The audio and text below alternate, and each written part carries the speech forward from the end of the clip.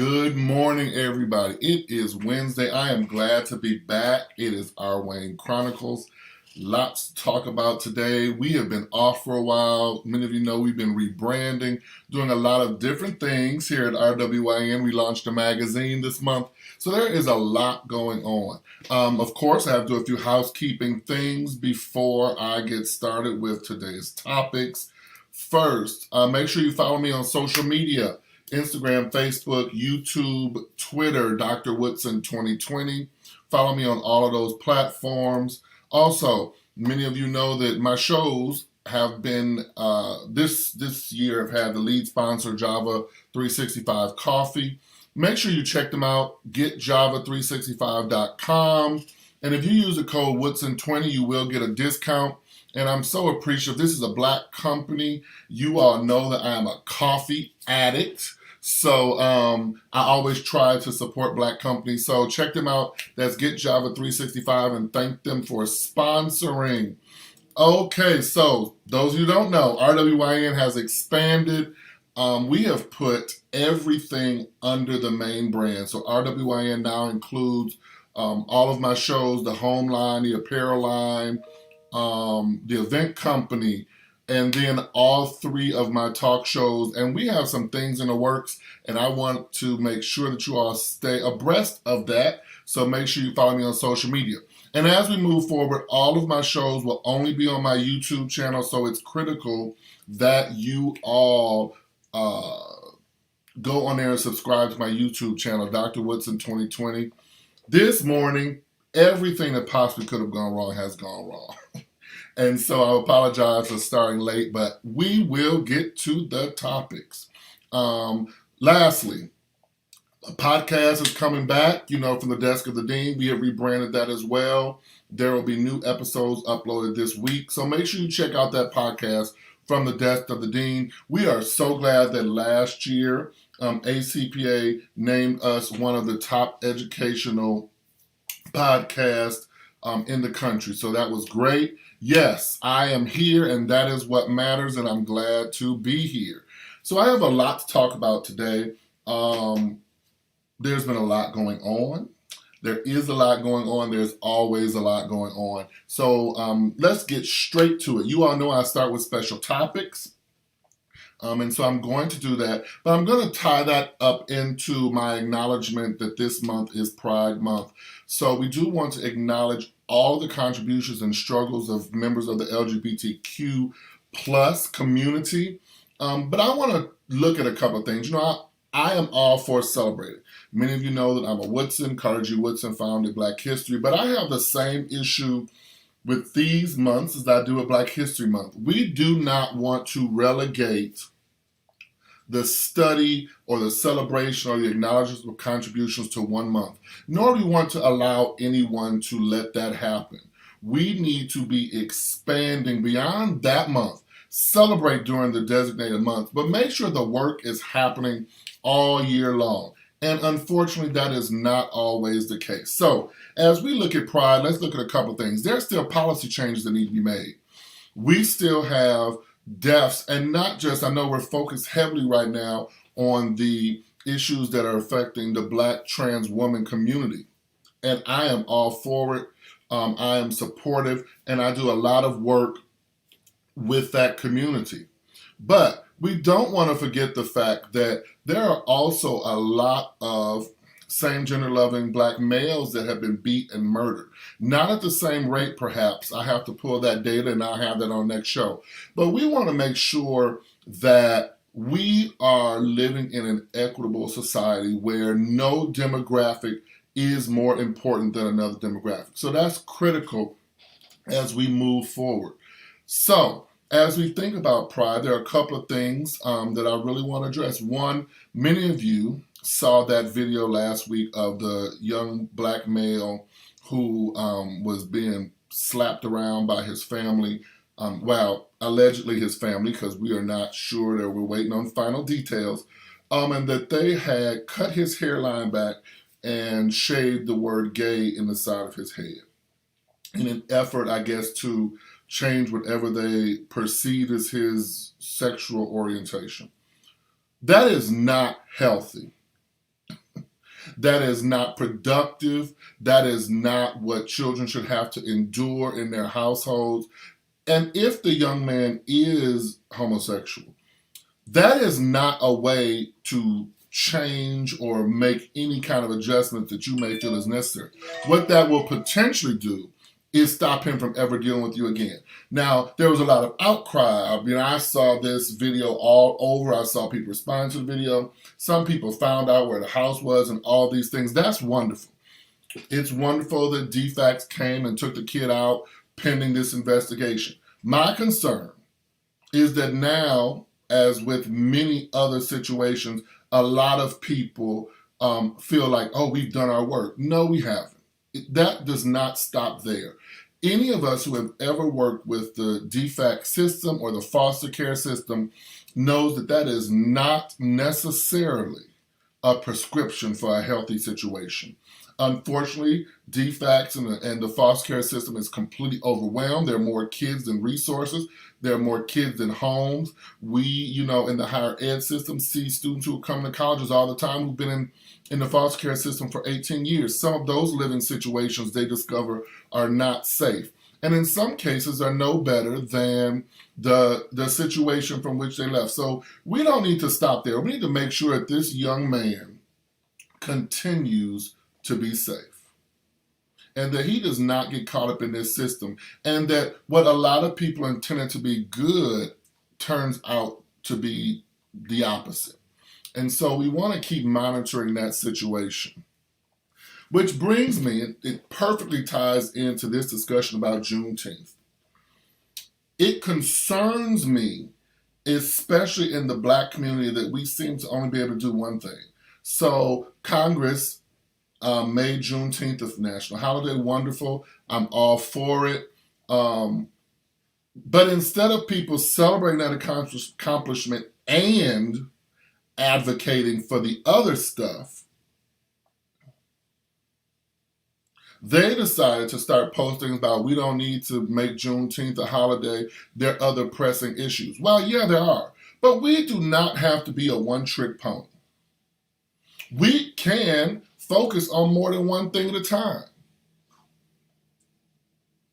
And I think that is something that the community is lacking. We seem to be on this we can only do one thing at a time kick, and that is not logical. I don't know anybody who lives their lives in a way where they only get to focus on one thing at a time. So yes, they made Juneteenth a federal holiday. Yes, I believe that they did that to appease people because they don't want to make policy change. But we still need to fight for policy change. We still have not just young, we still have Black people just being gunned down and beaten in the streets on live cameras, and then the people who are doing it are getting off. We still have states with discriminatory voting policies. I live in Georgia. They keep adding things on. And our governor made the announcement that he is not going to make Juneteenth a federal holiday in this state where people get off and get paid, because we already have 12 holidays. Mind you, one of those is Columbus Day. And I have for my entire life wondered why we are celebrating Columbus Day. We are celebrating someone who discovered they were lost. But that's just, my 2 cents. And, this is not Dean Talk where I am, Dr. Whitson. This is like R. Wayne, and I am very black and white on this show. Right, policy change needs to happen, and we need to do our part to make that happen. And that is why I also wanted to discuss accountability this morning.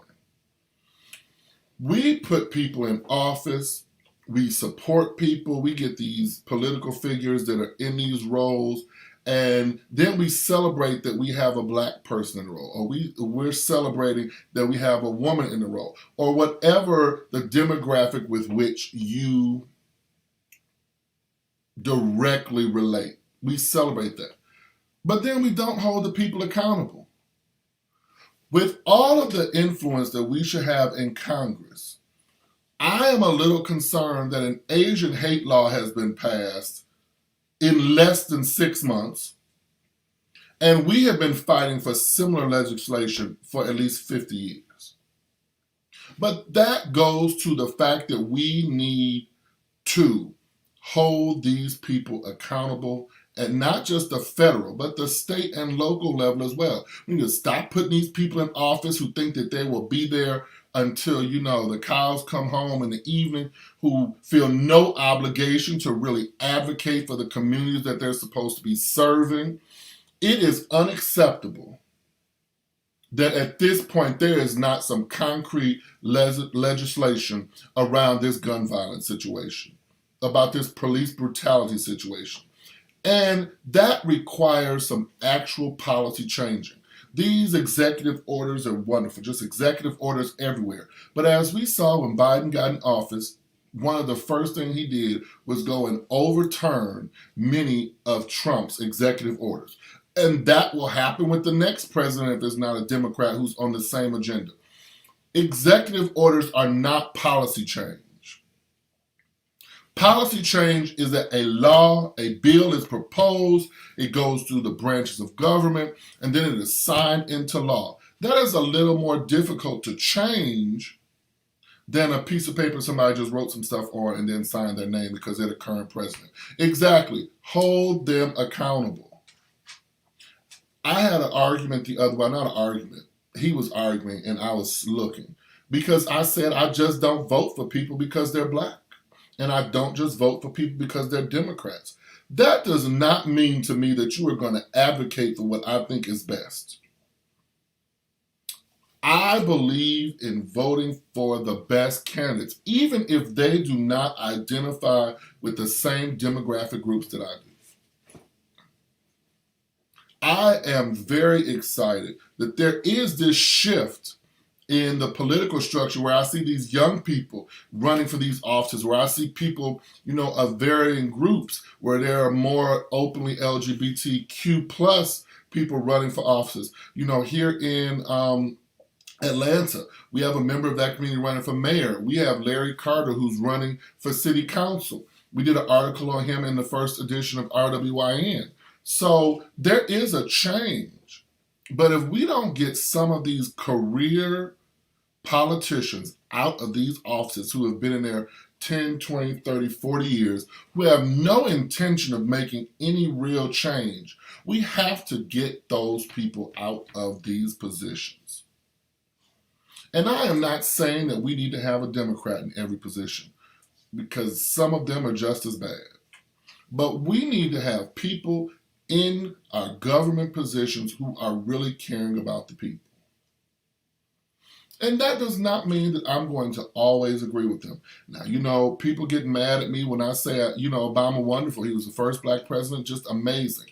But there were some things he did and that I didn't agree with. And there are some things that I thought he should have done that he didn't do. But he is human. And there is no way for a person to always meet everybody's need. But what I can say is that he was really fighting to move this country forward. I can't say that about everyone who's in these positions. And it is insulting for these people now to want to go to all the black churches and make these appearances and be seen and discuss their platforms. Then we won't see some of them again for 4 years. And then they get there and, the argument is, oh, I'm black, or, oh, I'm a woman, or, oh, I'm, gay or lesbian, and you all should vote for me because, that's what we need. No, I need qualified people.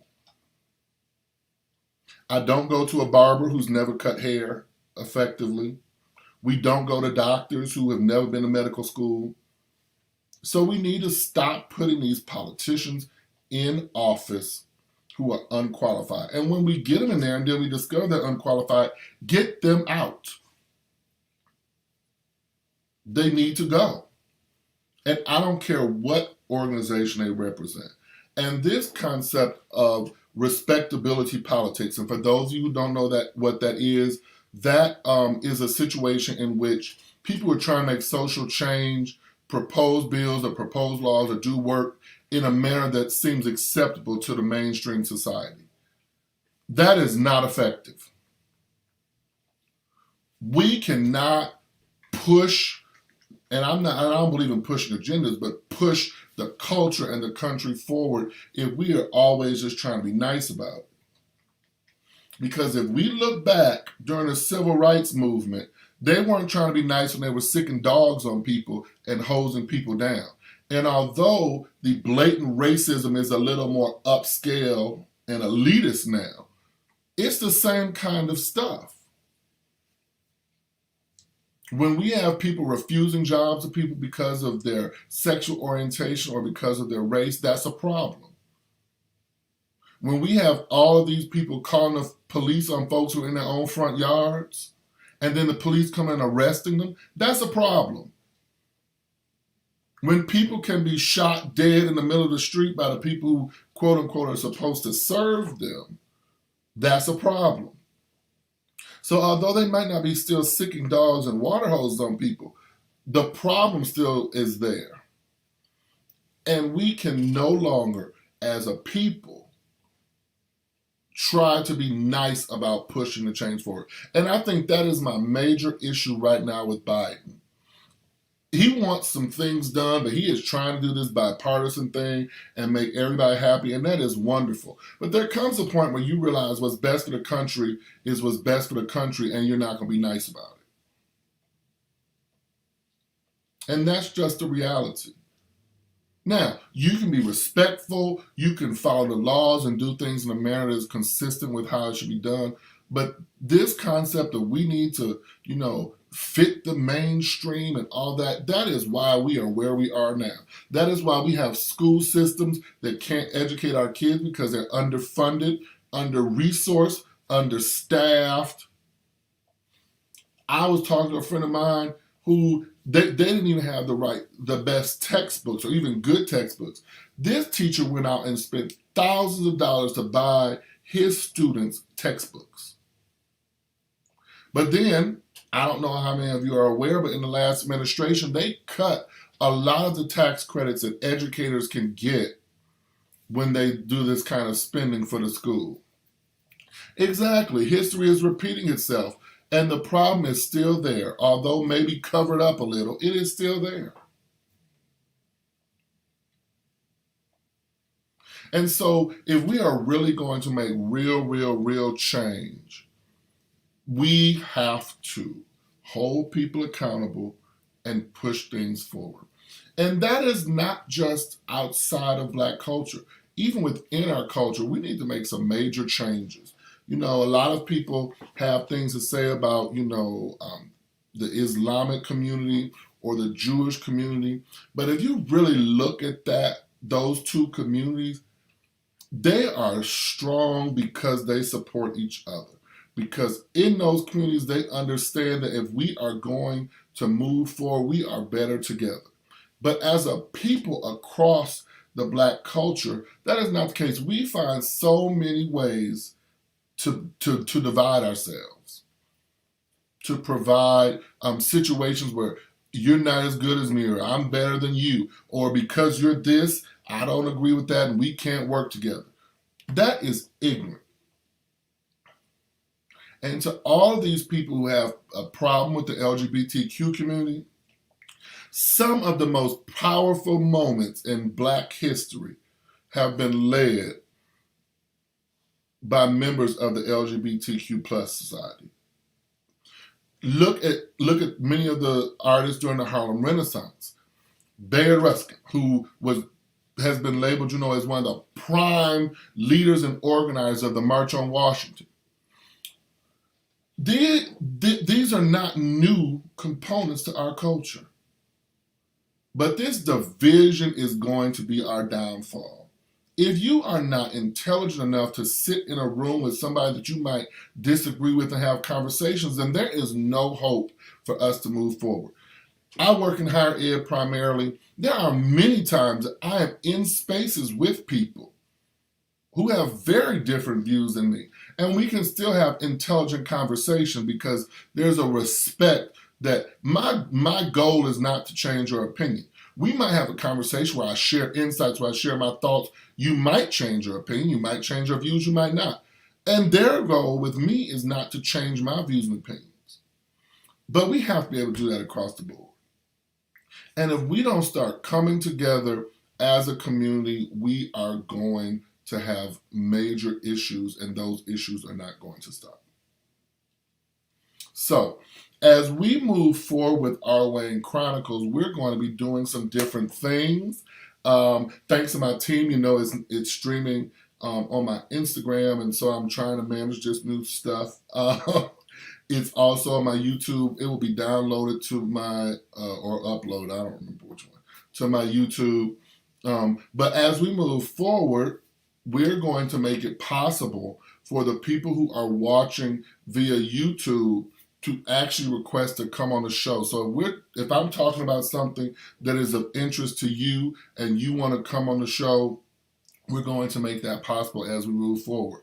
We're working on some technical things so that can happen, but we're really expanding the platforms. In addition, as you all know, we are always looking for sponsors for the talk shows. If you're interested in sponsoring, just shoot an email to info@rwaynewoodson.com. Somebody from the team will write you back. And you don't have to have a lot of money to sponsor. An episode for us to produce only costs about $100. So we're always encouraging people who might be able to make small donations to contribute. Some people just like to contribute. You can do that via Cash App at $RWYNINC, or you can go to rwaynewoodson.com, and there are some links on there if you'd like to use PayPal or some other methods to support. But we are always looking for support, contrary to what people may think. Just because a show is on YouTube or other platforms does not mean that it costs nothing to produce. Even the streaming services cost money. So we're always looking for people who are willing to support. Thank you all. I always try to keep this at my 30-minute mark. And we are at the 30-minute mark, just about. So have a great day, everyone. Next week's topics are going to be a little more intense. I'm working with some people to really delve into some issues, and not just delve into the issues, but also discuss how we can make changes. And Dean Talk, my other show, we are preparing to relaunch that. July and August will be dedicated to HBCUs. So for you to find out everything about what I am doing, just visit my website, rwaynewoodson.com. Thank you, everybody, and I hope you have an amazing, amazing, amazing day.